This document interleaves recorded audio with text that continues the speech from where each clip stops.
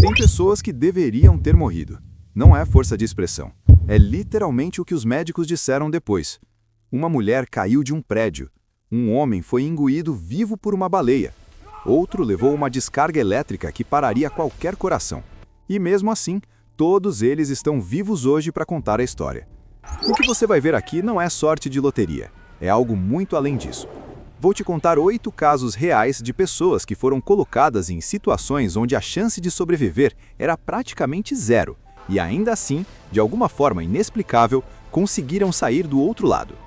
Alguns desses casos você talvez já tenha ouvido falar. Outros eu tenho certeza que você nunca viu de jeito nenhum. E o mais louco é que quando você juntar todos esses casos, vai perceber um padrão que vai fazer você repensar o que você entende por sorte.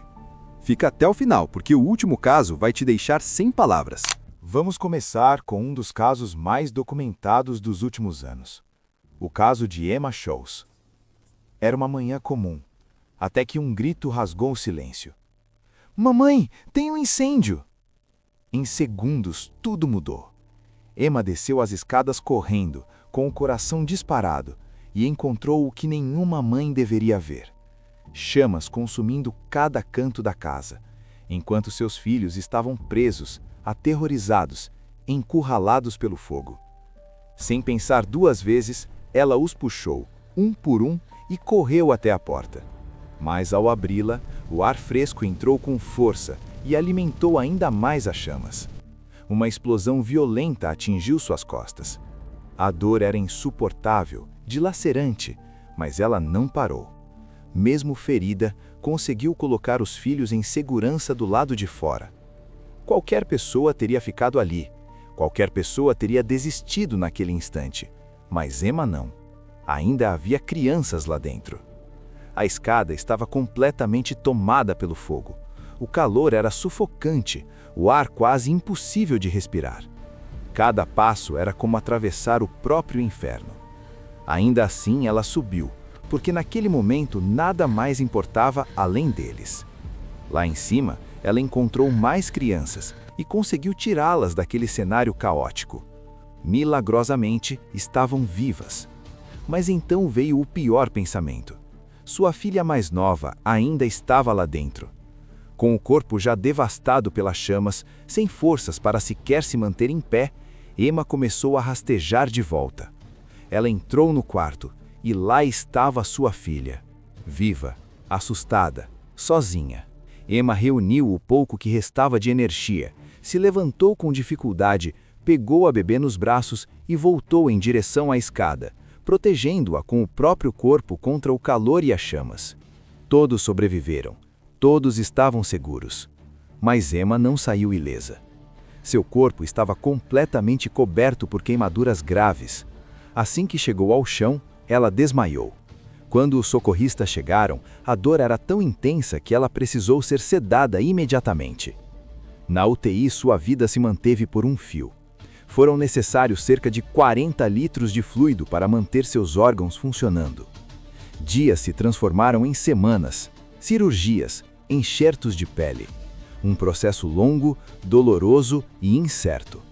Mas contra todas as probabilidades, ela sobreviveu. E não apenas sobreviveu, ela voltou.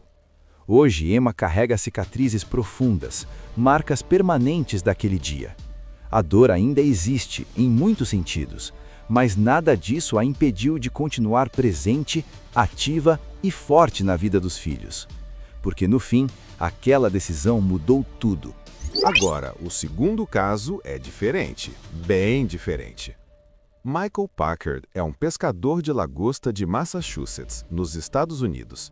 Em junho de 2021, ele estava mergulhando a cerca de 14 metros de profundidade para coletar lagostas quando sentiu um impacto enorme e, de repente, ficou no escuro. Ele tinha sido engolido por uma baleia jubarte. Não atacado, não mordido, engolido, como Jonas, mas de verdade. Baleias jubarte não têm dentes, elas filtram a água para comer peixe pequeno. O que aconteceu foi que a baleia estava caçando e Michael estava no caminho errado, na hora errada. A baleia abriu a boca e ele entrou sem querer. Michael disse em entrevistas que, no primeiro segundo, ele pensou que estava preso numa rede. Depois, quando começou a sentir o movimento muscular ao redor do corpo, ele entendeu o que tinha acontecido. Ele disse que pensou: isso é o fim, vou morrer aqui dentro. Ele ficou preso por quase 40 segundos. Depois, a baleia surfaçou, sacudiu a cabeça e Michael foi jogado de volta para o oceano. Seu assistente, que estava num barco próximo, viu tudo e puxou ele rapidamente. Os ferimentos foram sérios, mas não fatais. Ossos quebrados, tecidos machucados, mas nada que tirasse a vida. Ele se recuperou completamente. Pesquisadores que estudaram o caso disseram que é extremamente raro, provavelmente a primeira vez documentada em que um humano adulto foi engolido por uma baleia jubarte e sobreviveu. Existem registros históricos de casos similares, mas nunca com confirmação fotográfica e testemunhas, como no caso de Michael. O que salvou ele? O tamanho. Baleias jubarte têm uma câmara na boca chamada bolsa de engolir, mas ela não é larga o suficiente para um humano adulto passar pela garganta. Michael foi grande demais para ser engolido de verdade, mas isso não tornava o sufocamento menos real. Qualquer segundo a mais lá dentro e ele teria morrido de falta de ar. O terceiro caso aconteceu na Índia, em 2025. E é o tipo de história que parece inventada, mas tem documentação completa.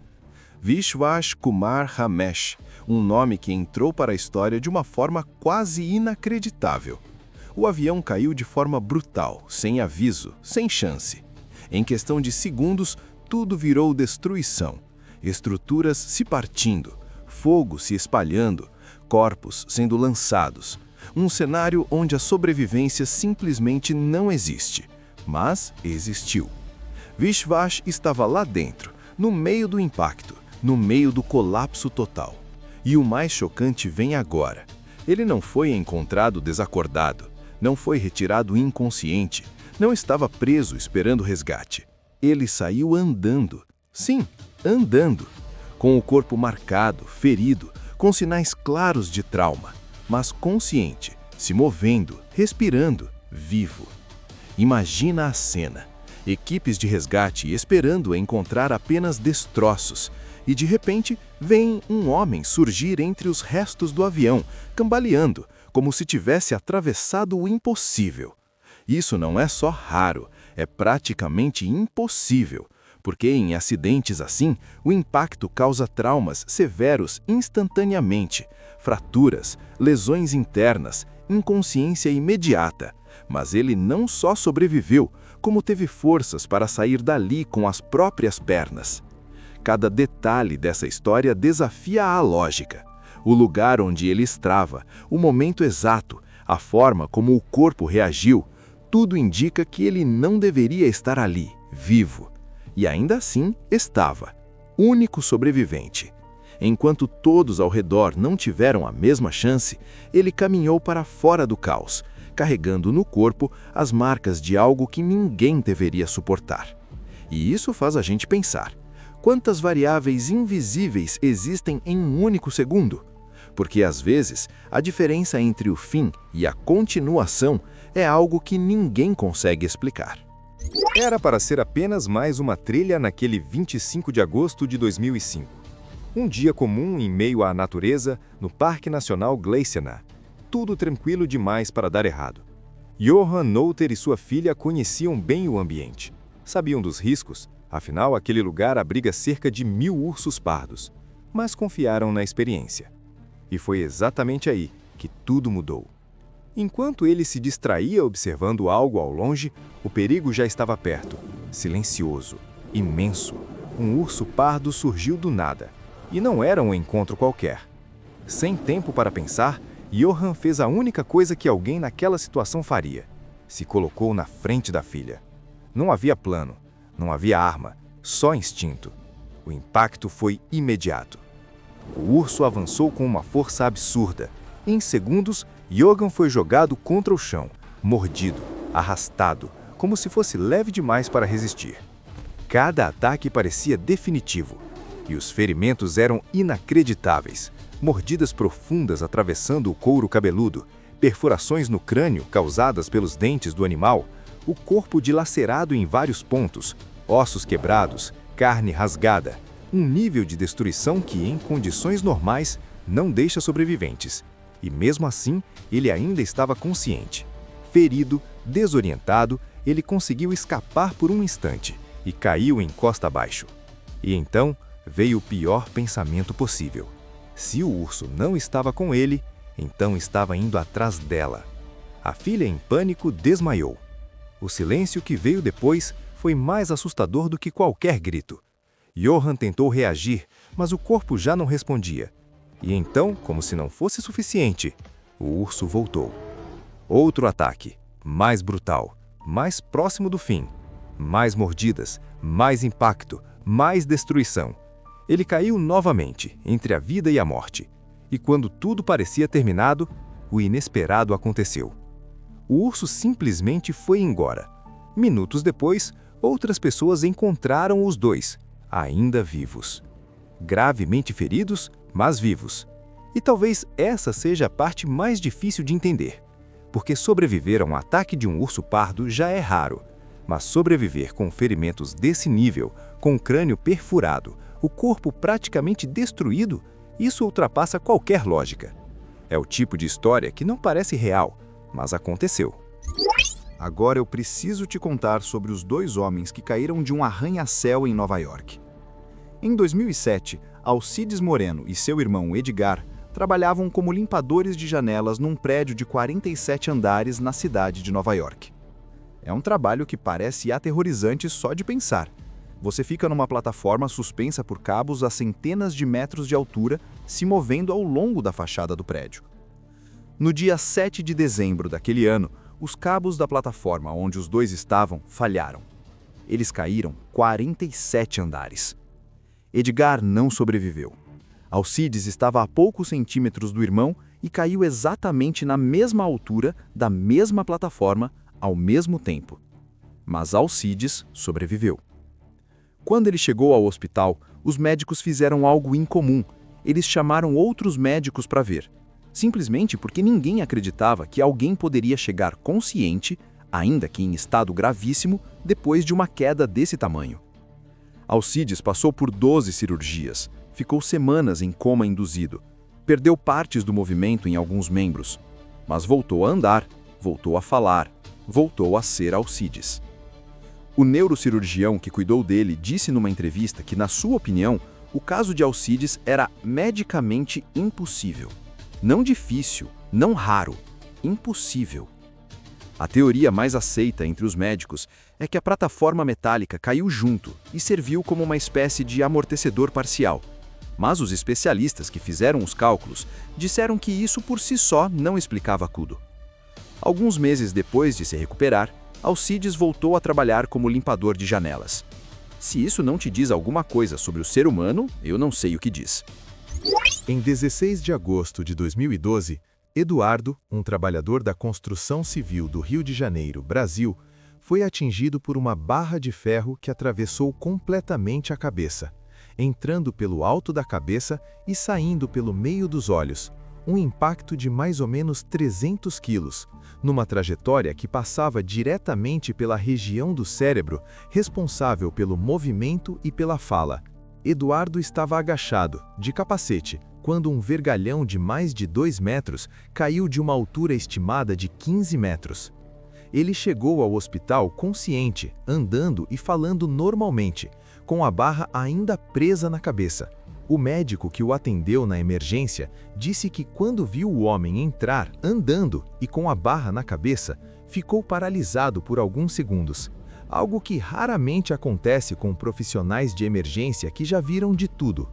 A cirurgia para remover a barra durou 6 horas e envolveu uma equipe de neurocirurgiões. O risco de dano permanente era alto em qualquer movimento feito de forma errada. Ele sobreviveu sem paralisia, com déficits leves de coordenação em um dos braços, mas falando normalmente, pensando normalmente, vivendo normalmente. Em 2011, na Austrália, um surfista chamado James, de nenhuma forma incomum, estava surfando numa área conhecida quando um tubarão branco o atacou. O ataque de tubarão branco normalmente tem um padrão. O animal morde, solta e volta. O primeiro ataque é quase sempre o mais letal, porque o animal usa toda a força da mandíbula nesse primeiro contato. No caso desse homem, o tubarão o pegou pela perna e pelo quadril numa mordida que, segundo os médicos, removeu uma quantidade enorme de massa muscular e chegou perto do fêmur. Ele conseguiu se soltar do tubarão, parcialmente porque lutou contra o animal, parcialmente porque o tubarão o soltou. Outros surfistas que estavam na água o puxaram rapidamente e aplicaram torniquetes improvisados com cordas de prancha e fitas enquanto esperavam o socorro. Ele perdeu muito sangue, muito. Os paramédicos que chegaram disseram que normalmente esse nível de perda de sangue em campo aberto leva ao choque irreversível em poucos minutos. Ele sobreviveu, perdeu parte da função da perna, mas sobreviveu. Às vezes a sorte não vem sozinha. Às vezes ela vem com as pessoas certas no lugar certo. Agora, o último caso. E eu avisei que esse ia ser diferente. Em 1972, um avião com 45 pessoas caiu nos Andes, a mais de 4.000 metros de altitude, numa região sem comunicação, sem estradas, sem acesso de nenhum tipo. 12 pessoas morreram no impacto. Outras morreram nos dias seguintes. Uma avalanche matou mais. Os que sobreviveram ficaram 2 meses e 10 dias nas montanhas, sem comida, sem equipamento de sobrevivência adequado, com temperaturas abaixo de zero toda noite. Você provavelmente já ouviu sobre o que eles precisaram fazer para sobreviver, mas o que muita gente não sabe é a parte final da história. 2 dos sobreviventes, Fernando Parrado e Roberto Canessa, decidiram que iam cruzar os Andes a pé para buscar ajuda. Sem mapas, sem equipamento de montanha, sem treinamento, com corpos que já estavam desnutridos e exauridos depois de semanas no gelo. Eles cruzaram mais de 80 quilômetros de montanha, em altitude extrema, em 10 dias. Quando chegaram do outro lado e foram encontrados por um fazendeiro chileno, o homem precisou se aproximar bem perto deles para entender o que estavam dizendo. As vozes deles estavam tão fracas que mal dava para ouvir. Parrado disse numa entrevista décadas depois que em nenhum momento durante aquela caminhada ele acreditou que ia morrer. Ele disse: "Eu sabia que ia chegar lá. Eu simplesmente sabia." Quando perguntado se ele achava que tinha sido sorte, ele ficou em silêncio por um momento e depois disse algo que eu nunca esqueci. Sorte foi o avião cair onde caiu e não 15 quilômetros para dentro.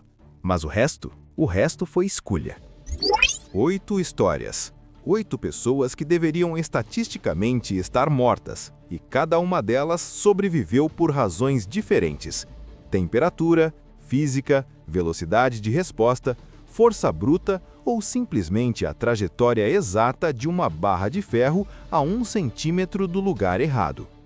O que une todas essas histórias não é uma explicação mágica. É a lembrança de que o corpo humano é muito mais difícil de matar do que a gente imagina. E a mente humana, quando encurralada, faz coisas que nenhuma ciência consegue prever completamente. Se você curtiu esse vídeo, se inscreve, porque a próxima curiosidade que você precisa assistir está aqui.